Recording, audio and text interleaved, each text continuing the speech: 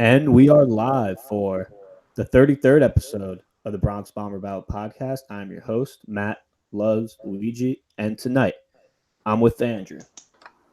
What's up, man? And I'm with G. What's up? And man, goddamn, do we have a good episode for all of you, man. We have a happy episode. We haven't had a lot of those this season. It seems like every time we're potting, it's, coming off a series loss or whatever. But, man, the Yankees just won 5 out of 6 games this week. We didn't have a pod in the middle of the week, so we're going to kind of recap the 2 games of Boston real quick and then go over the 4-game set against Kansas City, talk about the exciting game that happened Sunday. And, yeah, we're just going to get into it. Happy we're recording this on Sunday. Happy Easter to everyone who's listening to this either during the week, Monday. Man, what a week for Yankees baseball. Obviously, it's not all roses and flowers because, obviously Aaron Judge is hurt, oblique injury. We'll get into that. Andrew just mentioned the last episode was titled, "Can we please get healthy?" No, we can't actually. It's a sick joke. But yeah, guys, let's get right into it. Let's not waste any time. Let's just talk about these games. It all started Tuesday.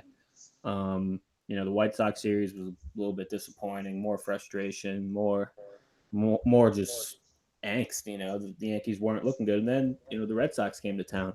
And Tuesday night, James Paxton, Chris Sale, and wow, James Paxton really outdueled Chris Sale. He was phenomenal. 8 innings, a shutout ball, 12 strikeouts. Spoiler alert, he did pretty much the same thing Sunday against Kansas City. Man, he was unbelievable. And then obviously Chris Sale, the Yankees did a great job against him. Mike Tauchman, I'm going to have a lot to say about Mike Tauchman later in the episode. He had a big double off Sale, then followed it up with his first career home run. I mean, he had a huge week. 8-0 drubbing of Boston on Tuesday. And then on Wednesday, it was a little bit of a different game, right? Nate Eovaldi was on the mound, and we all know how the Yankees do against guys that used to play for them. Not good. And I think he had 6 innings, 1 run, but it wasn't earned. So he was very good. But Red Sox handed it over to the bullpen like we've seen at the Yankees this year. Didn't work out for him. Brandon Workman came in, loaded the bases. Gardy gets up. I believe they brought in Brazier to face Gardy. 0-2 pitch, fastball up in the zone. Grand slam for Gardy. Sparked the Yankees win. Yankees win 5-3. 2-game sweep of the Sox. G, what was your biggest takeaway from that 2-game set against the Red Sox? I think really it's just that they can still find ways to win these games, and that's obviously going to be super important now that they've lost pretty much like the cornerstone, right, the glue that holds the whole roster together, and what was the only main guy who hadn't gotten hurt to this point. Like, you basically have, other than Gleyber Torres now, I hope I didn't just jinx him, but you basically just have, right, all your bench players, all your, first calls from AAA, they're all playing now. So, and you have to find ways to win these games because they still count. So, Brett Gardner and, Clint Frazier and Tauchman, like these guys just, they're playing every day now, and they're just, they produce. They were able to grind out wins this week, and that's obviously, is aided by mostly pretty good pitching throughout the week. So, I mean, it's not plan A, obviously, but it's, you just got to find a way to keep getting these wins. We kind of talked about it earlier today in our group chats, but with all these guys injured, we kind of have a different roster construction than we expected. There's not a lot of home run hitting guys. You have a bunch of guys who are just kind of hoping to show up and put together good at bat. And to be honest, it kind of worked this week. Who knows what you're going to get from Tauchman long term, but he had, inarguably the best week of his career, hitting 3 home runs.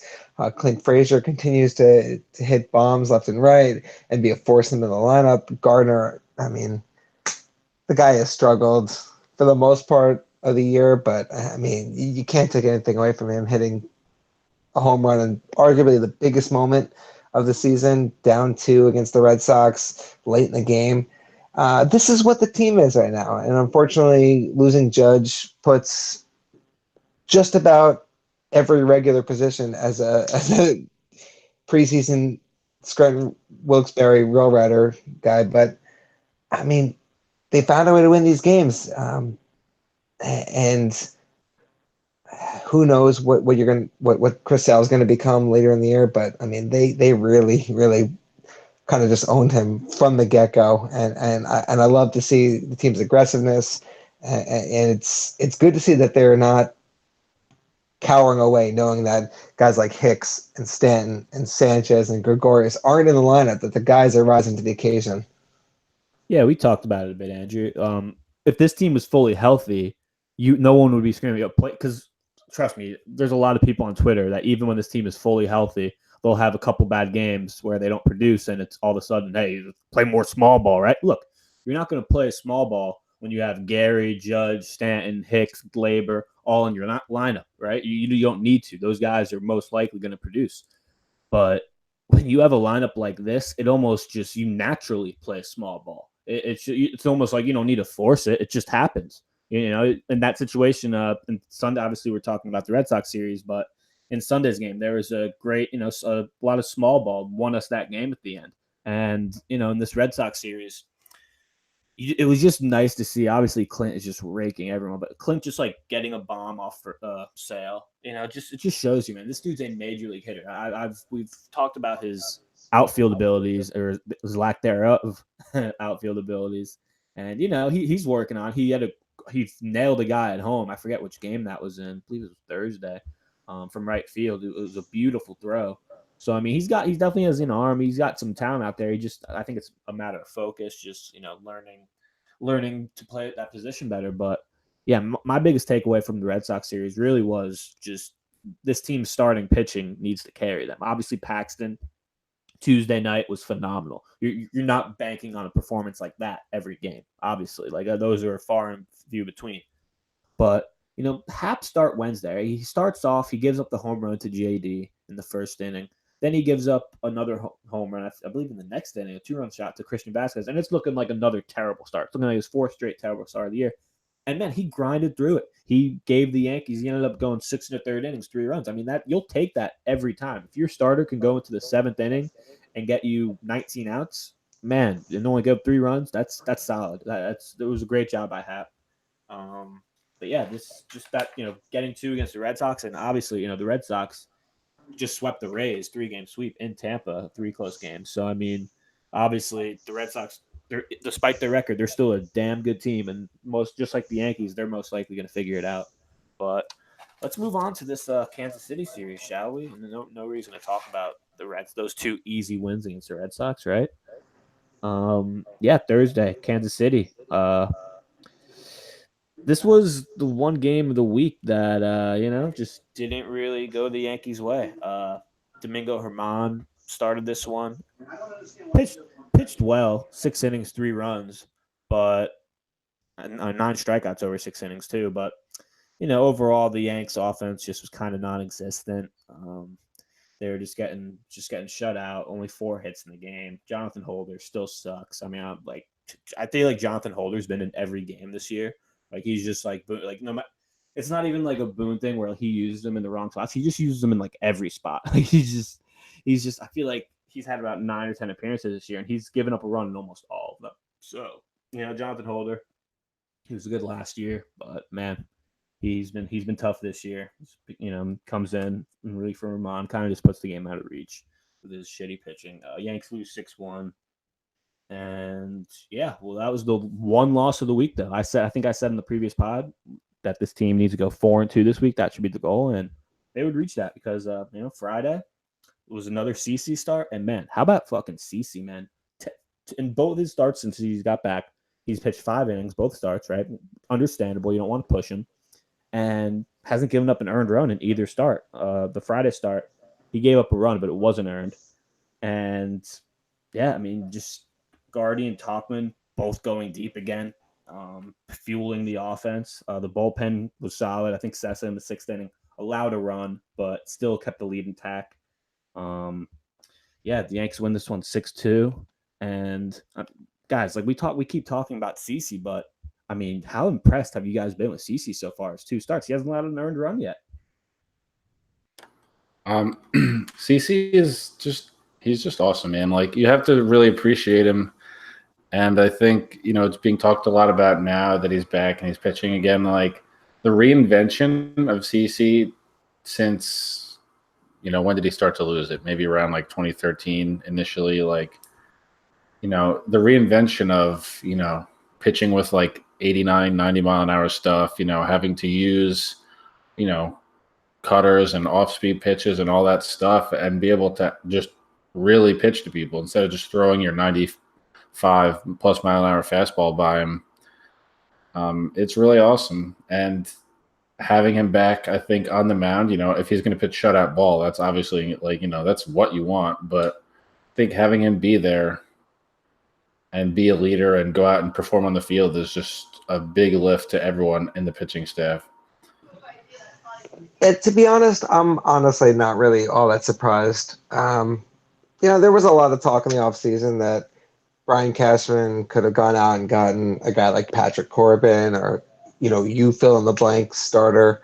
But instead he brought back CC just because he's a clubhouse leader and he's going to pitch 3-4 innings every start. Like that concept is so overblown. Like this guy knows how to pitch. He's a future Hall of Famer, and he's not going to give the Yankees 7-8 innings every start, but like he's damn sure going to give you 5 or 6 solid innings on most nights. Like there's going to be a couple times where he gets, hit. Like that's true for any pitcher in baseball. CC immediately injected himself into this rotation and gave the team exactly what they needed. We won 1 of 3 games against Chicago last week, and he was the one on the mound who threw 5 shutout innings. And Friday, you won 2 games against Boston, and you had a really piss poor performance on Thursday, but he got the team right back on track. This guy, obviously, you can't understate what he provides to the clubhouse, but he's going to go out on the mound and give you quality innings. And by, a month or 2 from now, we're going to talk about he has 250 career wins. He has 3,000 career strikeouts. Like this guy's career has been built on consistency and solid performances, and the Yankees know that that's what he's going to provide every 5th day. Yeah, what's he? 6 strikeouts away from 3,000. So very, very likely he gets that in his next start. A few wins away from 250. And he said he was thinking, I think he told Meredith that he was thinking about it. He kept looking up at the scoreboard because he knew that he's close. And yeah, just great accomplishment for CC. Guy's a surefire. I think like maybe 4 or 5 years ago, it wasn't all that clear that he was a Hall of Famer. He's still a probable Hall of Famer. But now I think with his whole reinvention and him having 4 consecutive really good years, it just really just puts things into perspective and shows how great of a pitcher the dude is at almost 40 years old. Move on to the game Saturday. Yankees it was literally the perfect game until the 6th inning with what happened to Judge, because the Yankees, this was another game where their offense was just cooking. I mean, it starts off Judge Oppo home run in the first, Clint gets another homer in the second. We thought it was 5-0 in the third, but a Gleyber Torres home run that was interfered with a fan in left field got called for an out. Just a ridiculous call. Boone got ejected for arguing it.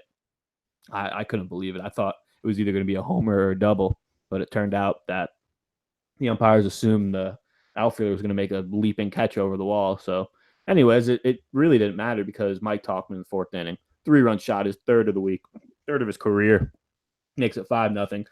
Next pitch, I believe, DJ LeMahieu gets his first home run as a Yankee to right center, makes it 6-0. Yanks would win this one 9-2. Obviously, the big news, the big story out of this one is in the 6th inning, Aaron Judge gets a base hit to right field, and right away, Gimpy going to first. You could tell it's an oblique. He comes right out of the game. Judge to the IL the next day. It's a significant injury. It's a significant oblique strain. Boone said no timetable for his return. He'll be reevaluated in 2 weeks. Before we get into Judge, I just want to mention Tanaka, another great start for him. 7 innings, 1 earned, 7 Ks, just a 1 home run. He led up to Whit Merrifield in the 6th. Just another great start for him. Starting pitching's been phenomenal, but guys, this Judge news. I mean, we gotta. I hate to make this positive podcast a bit negative here, but oh man, like I'm not even gonna ask how we feel about the Judge news because we're all gutted, but I mean, just gee, when Judge got hurt? I mean, what were your thoughts? Was it immediate doom and gloom? Was it no, he's gonna be okay? What were you thinking when Judge was taken out of that game? I mean, it's hard to really run from it, especially because of the tone of the way the Yankees addressed it after the game. Like Boone, we didn't get the results until Sunday morning, really, but Boone seemed to know something. Like, and especially because he came right out of the game, he grabbed his side as soon as he hit the ball. Like, it looked bad, and they didn't run from it. They said it was significant, and it's hard to feel any way really, but not great about that.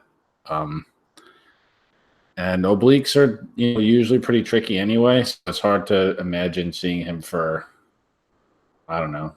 I mean, what, middle of June, something like that. Like, but I mean, it's bad, and I'm not saying like it's going to sink their season because there's still plenty of it left. But like, he's like the guy, right? He's the leader. He's the one that we all say is going to be the captain of the team. Like, he's the one on the top step, high-fiving everyone when they come back. Like, he's like the guy. He's the face of the team. And it just sucks that, the injury bug that's plagued this team finally got to him. And, I mean, I think they should be okay if, some of these other guys come back in relatively short order. But it just really sucks to see that because he's like the man in the middle of it all. And I'm pretty numb to all these injuries at this point. I mean, you lose as many guys as this team has lost this early in the year, and it's just another punch in the gut. I mean, thank goodness for the way Talkman and Frazier have been playing to kind of subsidy the fact that we're going to lose our best player, our clubhouse leader, for up to what 5 to 7 weeks. I think it's like 6-7 weeks. I think is the most. Yeah. Hopefully quicker, but that's As far as the clubhouse impact, Boone said he's going to stay with the team. He's going to be reevaluated in 2 to 3 weeks.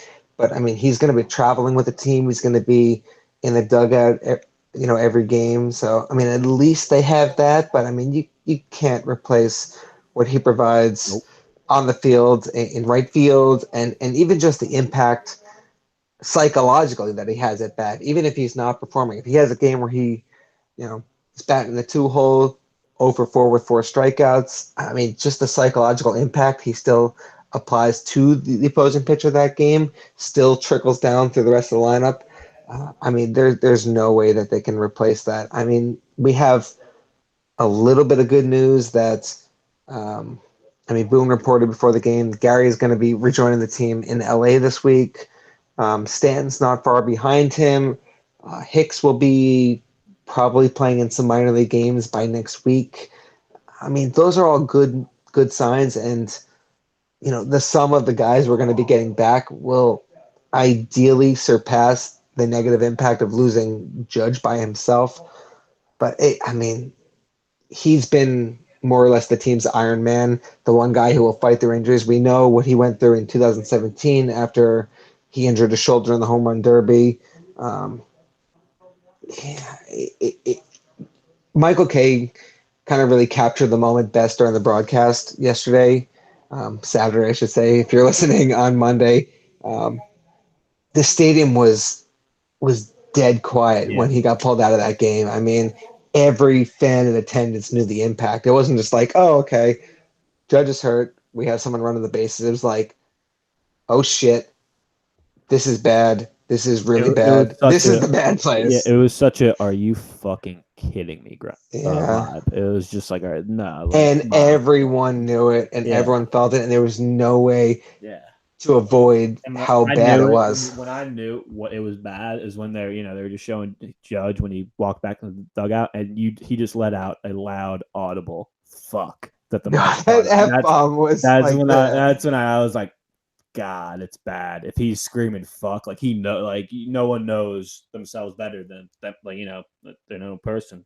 And Judge, like he just knew. He just knew it wasn't good, and that he was going to be out, and that obviously Judge knows as well as anyone, all the injuries this team's dealt with. And he's like, man, I'm going to be right there. He knew it right away. But, man, I think Michael K, another thing they brought up on the broadcast that was such a great point is, I mean, you look at, all these guys out, like Jacoby Ellsbury, if he was still a human being, I mean, he would be playing every day. No doubt about it. Like we talked about it earlier. We don't hate Ellsbury because he's bad at baseball. The guy's actually a decent, even though he's, not his MVP form, right? He wasn't what he was when he was stealing all those bases. He's still a solid ball player that would be a very nice addition to this lineup over the next few weeks. But I mean, they had to move him to the 60-day DL or IL recently because he's really not close. Right. I mean, you talk about what the Yankees went through last year when Judge got hit in the wrist and missed 45 games. We had Shane Robinson hitting under 200. I mean, like, there's no way to avoid how bad and how much of a drain that is on your offense. I mean, if you plug in a healthy Jacoby Ellsbury, he's not going to light the world on fire. But if he hits, let's say, 240, 250 with minimal pop, but he's going to steal a couple bases and provide you decent on base, like, bunch of catches. That's still a comparable. I mean, like, that still gives you like roughly league average, average player replaceable value in the lineup, and you could survive some injuries with a guy like that filling in. Yeah, we can't forget Jacoby Ellsbury would probably have like a 430 on base percentage with all his catcher's interference that he gets on by. I mean, I remember they were talking about it one telecast when he like broke. They're like, "Yep, Jacoby Ellsbury. I think he needs like one more catcher's interference to like break the record." And like seconds later, he got it. You're like, "Oh my god!" It's such a sneaky skill by the wily veteran Ellsbury. Yeah, I mean, we can forget about him even more now because I forget who it was on Twitter. Someone said like, or maybe it was a quote from Aaron Boone. I think they said like, something popped up on. It's prevented him from even moving forward with more baseball activities. So it's kind of just like, whatever, shrug, ho-hum. He's just like dead again, basically. Ooh, man. Yeah, so Judge just gutting news. I mean, this, it's just another injury this team's going to have to deal with, right? But let's talk about the game on Easter. Easter Sunday, Yankees looking for the series win over the Royals, looking to win their fifth game of the week. Man, James Paxton, once again, the second time this week was just nails. He went 6 innings in this one. Another 12 strikeouts. I think they said he was only the second Yankee pitcher ever to record 12 strikeouts in consecutive games. The other being David Cohn. I think he did in like 97. Just Paxton was unbelievable. I think he had 8 straight strikeouts at one point. He got taken out in the 7th. It was a 5-0 game, right? It was the Yankees got 2 early runs. Clint 3-run shot. There was actually a bomb. I think it went 430 feet to left center. He's just in the zone right now. But it's never easy with this Yankees team, is it? It really isn't because, man, Chad Green and Adam Ottavino they almost ruined Easter. They literally almost ruined Easter. The two of them. Chad Green comes in. To be fair, first of all, I want to give Canely a shout out because he came in for Paxton, shut the door, got a couple strikeouts. He's been very good this year. Chad Green comes in, gives up a blue pit that went between Ford, Frazier, and it's whatever, blue pit, fine. And then walk and another hit makes it bases loaded and nobody out. 5-run game. So Ottavino comes in, our best reliever this year, right? Everything's gonna be fine. But double makes it 5-2. So then we're like, okay, still 2 on. It's all right. Ottavino got outs to work with a trade out for a run here. But then Alex Gordon decides to hit a 3-run homer to tie the game.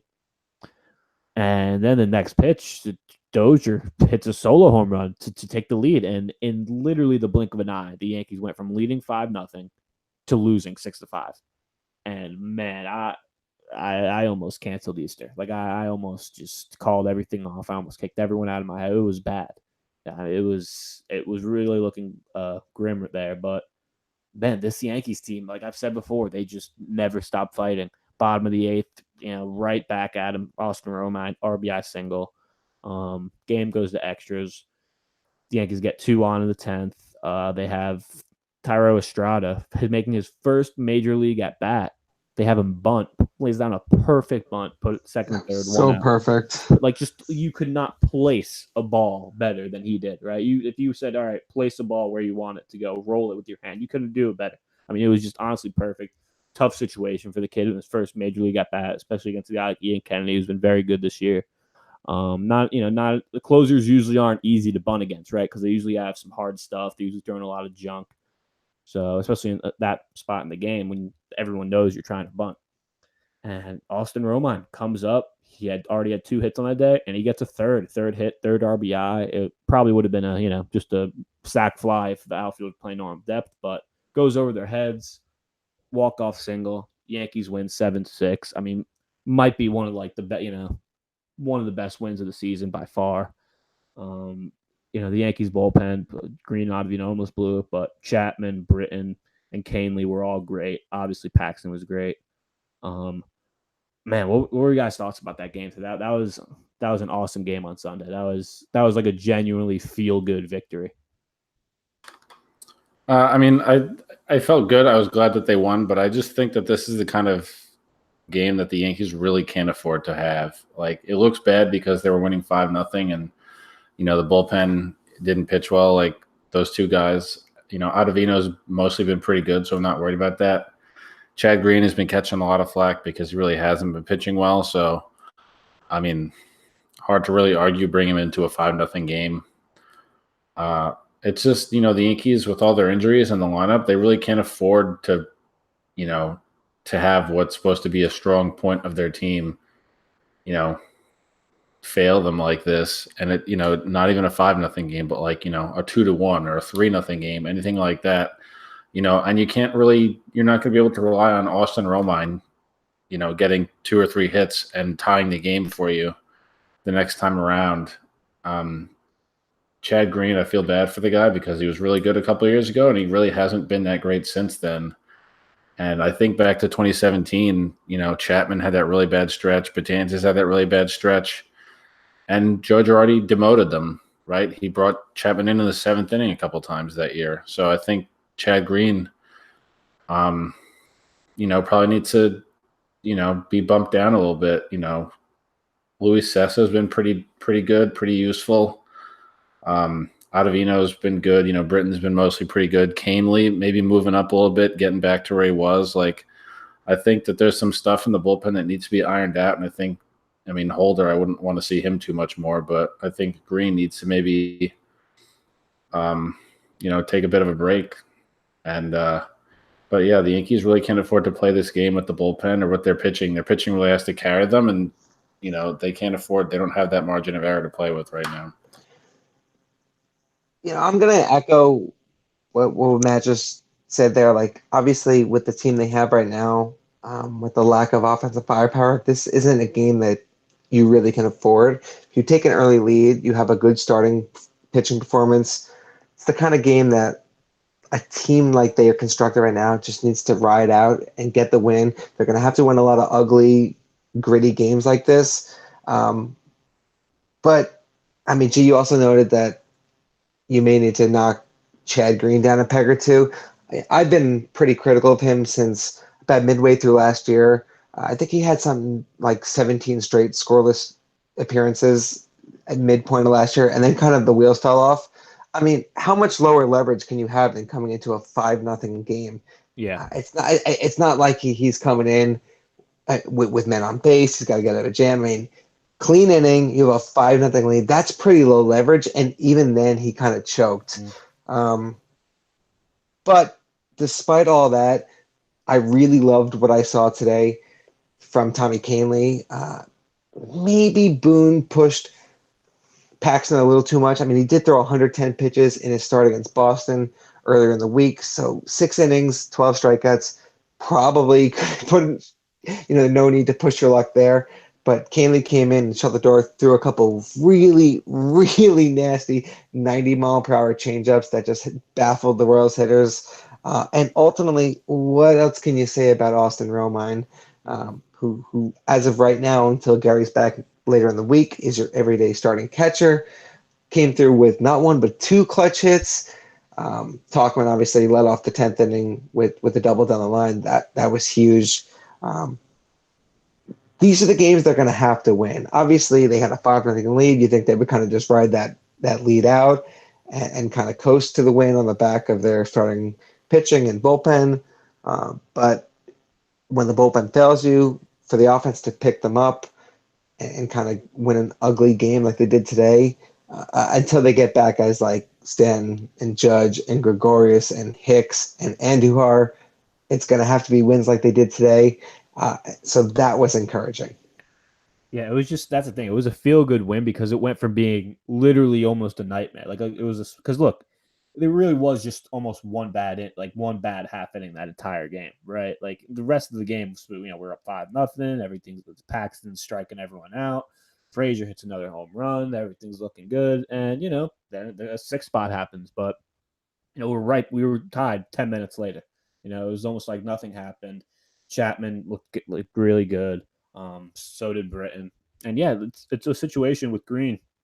Like, how could you really? Because there were some people, saying, "Whoa, where's Britton? Where's this?" It's like, look, man, it's a 5-0 game. If Boone at that point brought in Holder, you couldn't even be mad at him because it's like, yeah, 5 runs, 7th inning. Like he's got room to all right, if he gives up like 2 or 3 base runners in a row, fine, 2 runners on, nobody out, like you're up 5, like you could trade outs for runs. It's not that dire of a situation. Like Ottavino, go on, Andrew. No, I was gonna say like as far as Ottavino's lack of effectiveness today, I think he gave up the double and the 2 home runs on a combined 6 pitches. Yeah, it happens. And so granted, fast. a couple of them were a few get me over sliders and fastballs. Yep. Especially the home run to Alex Gordon was a slider kind of right in the middle of the plate. He hung that one. But he's been so good for us this year, and I almost want to give credit to the Royals hitters for being aggressive. I mean, most times you're not going to get that kind of hard hit contact off Ottavino, and they kind of just jumped on a couple of mistakes. So he's not normally that ineffective, and they kind of just made it work today. So credit for them. Right. Like sometimes hitters just make good hits on good pitches, right? For Green, I mean, again, he's been catching a lot of flack. He has like a 12-something ERA for the season. I feel bad for the guy. And I mean, Andrew, I definitely agree with what you said. It's hard to have much lower leverage than like a 5-0 game. But I think Boone has to protect his player a little bit, in the short term and see if he can't get him right. Like, get him, try and come into some, if you can afford it, not a blowout, but, with a little margin for error, like if you have a game similar to today, but like protect them a little bit. Like don't let the bases get loaded next time.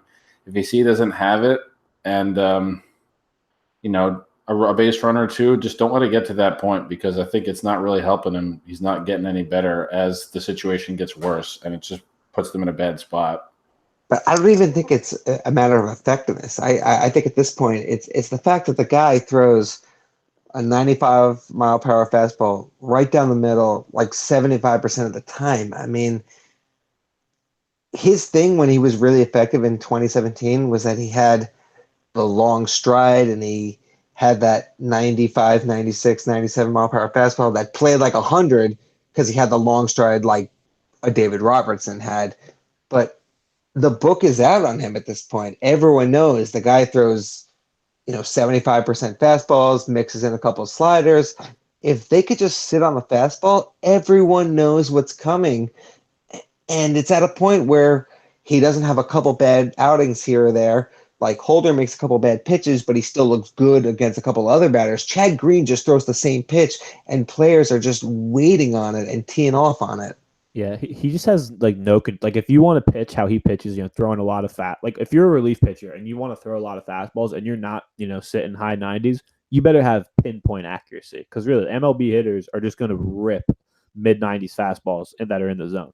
It's just how it is. And man, he just has there are pitches today, Romine setting up for a fastball outside and pitches inside. He just has no control right now. And yeah, he's just been absolutely brutal. And I like Chad Green. I still have confidence in the dude, but yeah, he's got to get right, man, because he's so low in the pecking order right now in terms of relief pitchers you trust. I mean, he might be below Holder for Christ's sake. I mean, he's been. I mean, what's the next stop? Really, it's probably AAA.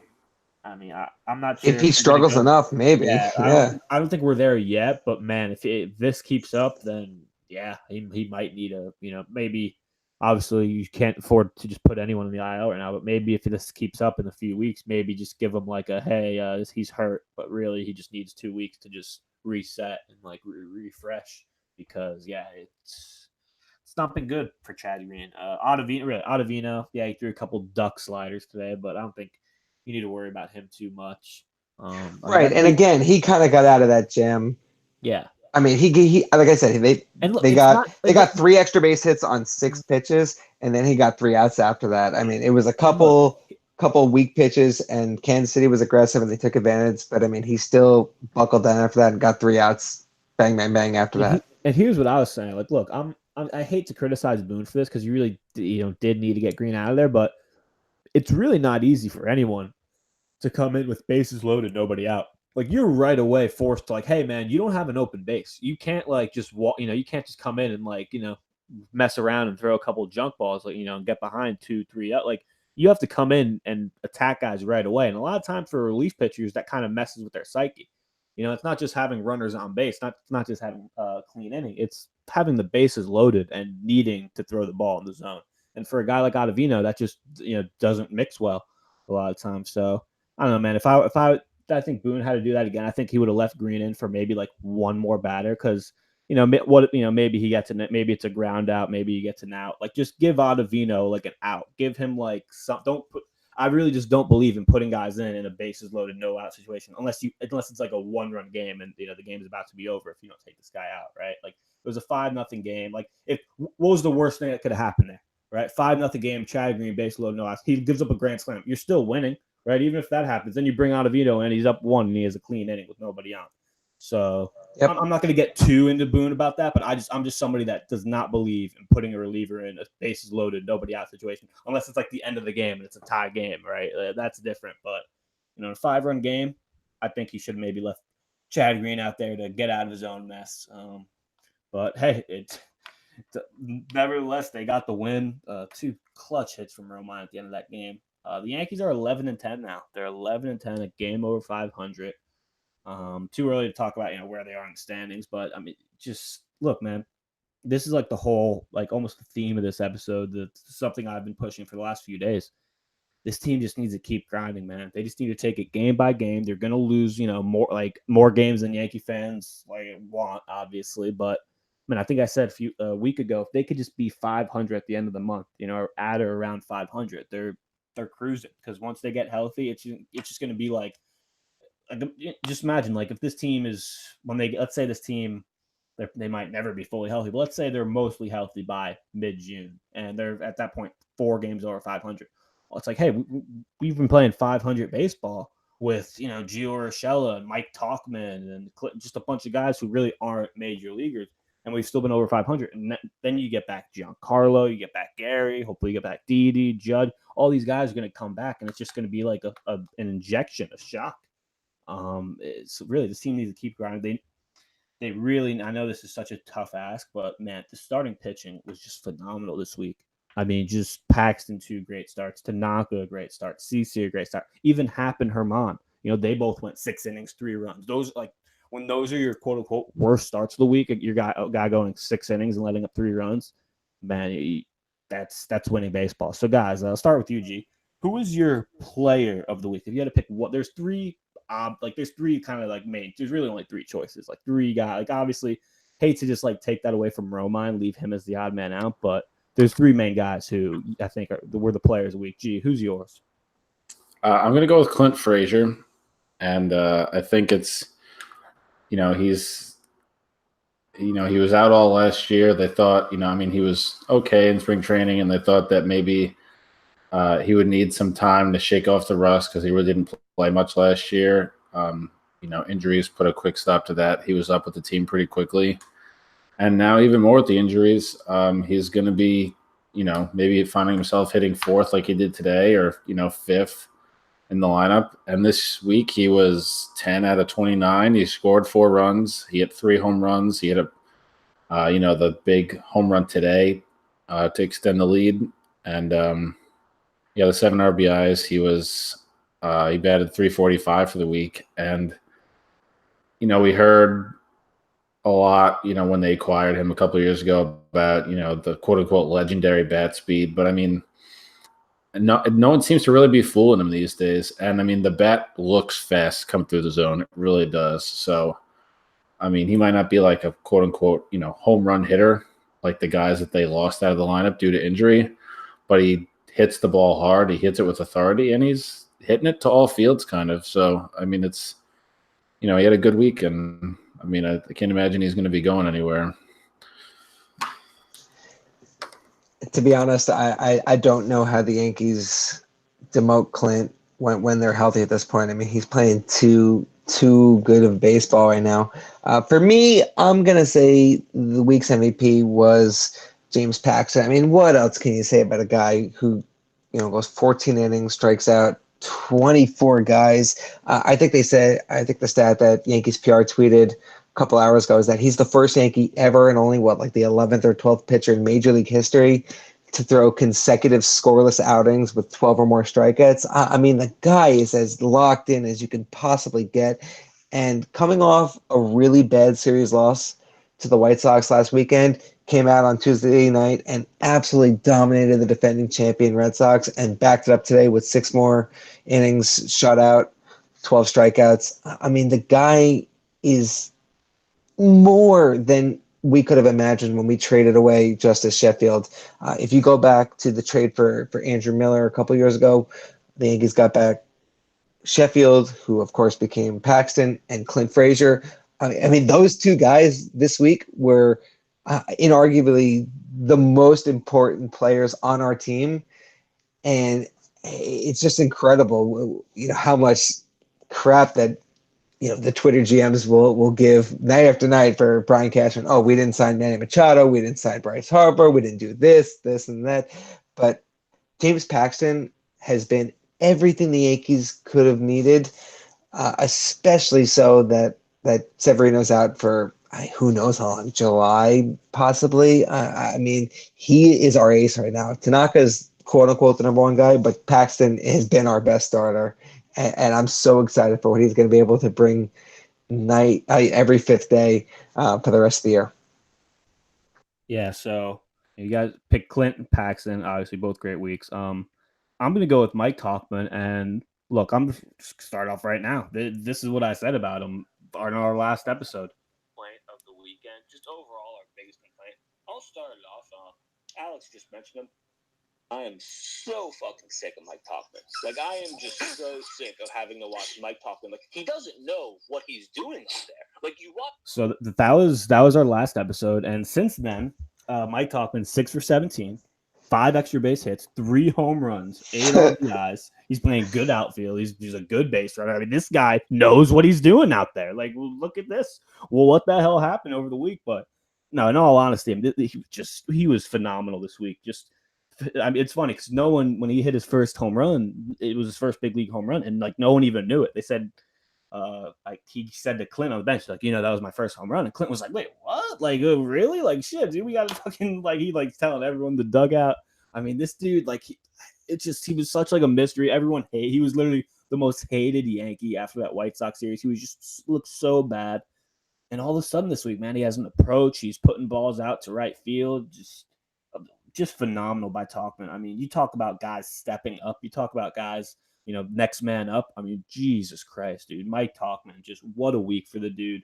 I mean, hats off. Like, you see, here's the thing. You just love being wrong about stuff like this. You love, like, it's because it so rarely happens when you're just complaining about a guy who's just, doesn't belong in the Yankees, whether it's Chris Carter or Steven Drew, or any of these guys, any former Yankees who have just been so bad. They usually just, really don't turn around or don't really have that any like moments. And Mike Tauchman this week was, like, I just read the number, 6 for 17, 5 extra base hits, 3 homers, 8 runs batted in, had a double off Sale. I mean, phenomenal week for Mike Tauchman. He's my player of the week. Now let's switch it up a bit. because let's just go with our biggest complaint of the week. I'll start. My biggest complaint of the week is the Yankees' strength and conditioning staff. What the fuck are these? What are we paying these guys for? We're not paying them, but what are these guys getting paid? What are these guys doing? How does this team have so many injuries? It's unbelievable. I've never seen anything like it. Sport like baseball, where sure you have injuries, aches and pains, but Jesus Christ, this many injuries this during the season. By far my biggest complaint of the week. It's terrible. It's pathetic. What was your one big complaint for the past week? Not a lot when you win 5 of 6 games. I mean, I guess I don't know. It seems like nitpicking because they went 5-1. But I mean, I guess maybe I'll just go with it's come up before, but I'll just go with the lineup construction, and obviously you're gonna have to get creative when, all the guys that they have out are out. But like, I don't know, Boone. It seems like the analytics play such a tremendous role, right? Like you have Luke Voit. I think he was batting second today, right? Like, It's just, I mean, you have all these guys out of the lineup. Like, I know what the analytics say. You want to get your impact players the most at bats, but like, maybe have him bat third or fourth, with a chance to hopefully drive someone in. Like Gardner can bat second, or Gardner like LeMahieu can bat first and second, and put Voit and Frazier and Glaber, whoever you're going to put in those spots, a chance to actually drive people in. Like, it's just weird.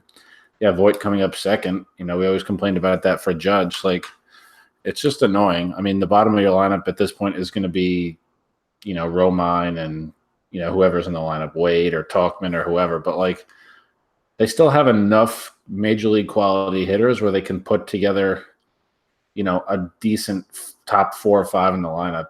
And it was enough to win them the 5 games this week, but I still think that it could be better. I'm going to go a slightly different direction. I'm kind of at the point where I'm numb to the injuries. I mean, every new one still surprises me, but I mean, how much can we beat up the strength and conditioning team before, Greg Bird? Like, we didn't even mention Greg Bird. Yeah. Happened Bird and Tulowitzki, and minor guys. I don't know. I'm going to kind of switch it up and, with the team as battered and bruised as they are, they need timely hitting, they need strong starting pitching, and they need a lockdown bullpen. And right now, Jonathan Holder and Chad Green are not providing that. And for me, that's my biggest complaint of the week, is that these guys have been rocks in our bullpen last year, and for Green all the way back to 2017. They just don't really have anything right now, and it's hurting what we can do. I mean, right now, if you look at the bullpen, you probably have maybe 3 reliable arms without Betances. You have Britton, who there was an injury scare today, but I think he's going to be fine. Chapman looked fine. I know there was a threat of him giving up the lead, but I mean, what can you do about Billy Hamilton stealing a couple bases? Once he got a base hit, you knew he was stealing second. Yeah, that was like the worst possible scenario. It was him leading off the inning. This guy's stealing every base, like running around third. Right. And I'm not going to get too bent out of shape about what Ottavino did today. I mean, the guy's been lights out for the most part. And like I said a couple times already, the Royals jumped on him for 3 extra base hits on 6 pitches. They were swinging early in the count. And, I mean, if the book is going to be out on him that he throws a lot of ducks early in the count, I got to trust that Larry will direct him to throw a couple sliders in the dirt early in the count. I mean, that's not something that's going to be a long-term issue. But those 2 guys really got to get back on track, because it adds so much depth to the bullpen, and we're going to need them to provide length when we don't have a lot of offensive firepower for the next few weeks. Yep, absolutely. So that'll just about wrap it up for the recapping the past week. Let's look at this 4-game set against the Angels, to wrap up the show. Yep, everyone on the East Coast, get ready. The Yankees Monday through Friday are going to be playing at 10 o'clock. Or, excuse me, Thursday's game is at 9 against the Angels, but yeah, Monday, Tuesday, Wednesday, we got 10 o'clock games.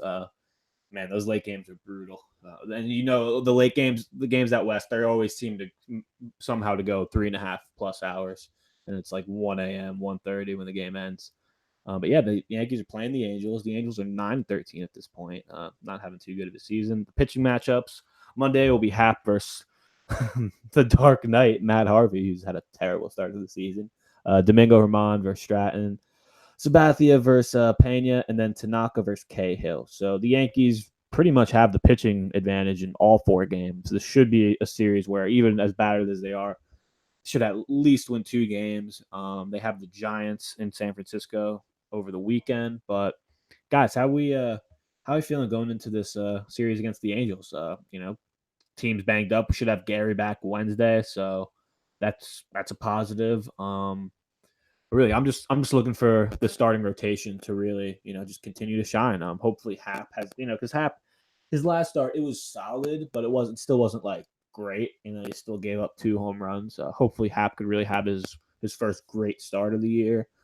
Herman has been great all year. St. CC will have his third start Wednesday. Massa Thursday. Just, man, this starting rotation, I can't get over how good they've been, because I really was skeptical going into the season. I thought that would be this team's biggest concern, but man, I don't think I'd be worrying more about the bullpen on April 21st than the starting rotation. I'll tell you that. So, give me one thing to watch for in this series against the Angels. Obviously, Mike Trout, they're gonna have to face that guy. That's not gonna be fun. Never is. Guys, so just always hitting, never cold. But yeah, what's one thing you're watching for in this 4-game set? I mean, I won't go into any further than the pitching that you did, because they've been pitching well, and if they continue to pitch well, then it'll make winning the series much easier. But I think it's just the kind of offense that they've been playing, right? Can they continue to win games with, Clint Frazier, 7 RBIs this week. Talkman had, 8? Gardner had, at this point, I think probably, 6 or 7 RBIs. Like, those are the guys who you have to get the big hits from. So and Roman, a couple hits today, mix in a couple hits from, from everyone. Like, it's not how they drew it up, where they're just, Judge said they're going to make a run at the home run record. Like, it's not that lineup by any stretch, but they won 5 games out of 6 this past week. And, they're going to need to continue to get hits from those guys to win these games. So if they can continue to play this kind of, hit a couple home runs and grind it out and get base hits and, play the small ball that we didn't think they'd have to play, then they should win. So I'm just interested to see what kind of offense they can put together. Yeah, for me, I'm kind of more concerned what the bullpen's going to be able to do. I think we kind of saw on Thursday night that you're going to get a couple nights where the offense just looks out of sync. And that's going to happen. That's going to happen. Yeah, you really can't expect the lineup as currently constructed to put up 7 runs a game like they did today. I know there's some soft pitching matchups. You got like Matt Harvey on the docket and Chris Stratton guys, but I really need to see the bullpen step up. Usually, for whatever reason, the West Coast games always seem to come down to late innings, and I think, as we remember a couple years ago, it always seems like around midnight, 1 a.m., the Yankees are gagging away these games on the West Coast. If the bullpen can rise to the occasion, that'll be what keeps them in all these games, and at the very least take 2, if not 3, from outside of Mike Trout, pretty weak Angels team. Yeah, that was my bad. I was just looking at Matt Harvey's stats. He had a good opening day start, 6 innings, 2 runs, but his 3 starts in April, he's combined for 12 2/3 innings, 22 hits, 19 runs, 18 earned, 3 home runs. So yeah, he's been very bad his last 3 starts. He had a good first start though, but yeah, this is really, it's a matchup that, like, because there are there's just certain games out there, not even against like great teams, but that will just have tough pitching matchups and I think those are the games where it's going to be a grind. Like, I think the Yankees are going to have to face Bumgarner this weekend.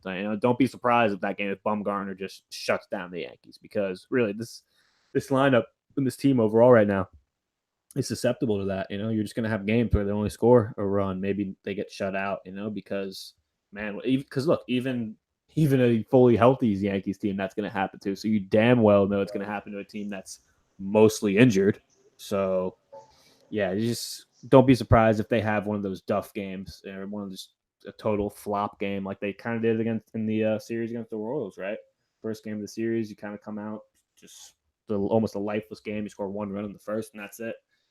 That could easily happen again. But man, I'm just so happy. This was such a feel good episode. I'm so happy this team's a game above 500. I said they needed to go 4-2 at the beginning of the week. They went 5-1. Great job. I'll take that. But yeah, that's our show. Got some late games this week. We'll be up watching them. Man, it's just late games always make the pod so hard to record because you don't know whether to record like before the game or during or after. It messes everything up. I hate West Coast baseball. I really do. And like you said, Andrew, the games just always grind out. The games always drag on. They always, seem to squander leads late out west. I remember, I think it was 2 years ago. They were playing. Like, they had a series in Oakland, and I was doing the recap. The game ended at like 2:40, and they lost an extra. It was just brutal. But hey, let's just keep grinding, right? This team just needs to keep grinding, keep getting great performances from their starting pitchers. Not exactly 12 strikeout performances and back-to-back starts like James Paxton's doing. Like goddamn animal, man. Only the second time in Yankees history. But yeah, just some good baseball this week, huh? I mean, anytime I know it's only a 2-game sweep, but anytime you sweep the Red Sox, take the first 2 games from them, feels good. One drubbing, one come from behind win. Then you take, you do what you need to do against a bad Royals team, even with most of your team hurt. Great week for the Yankees. Hopefully, Judge News sucks, but hopefully, getting Gary back Wednesday. Hopefully, Stanton and Hicks are both back by the beginning of May.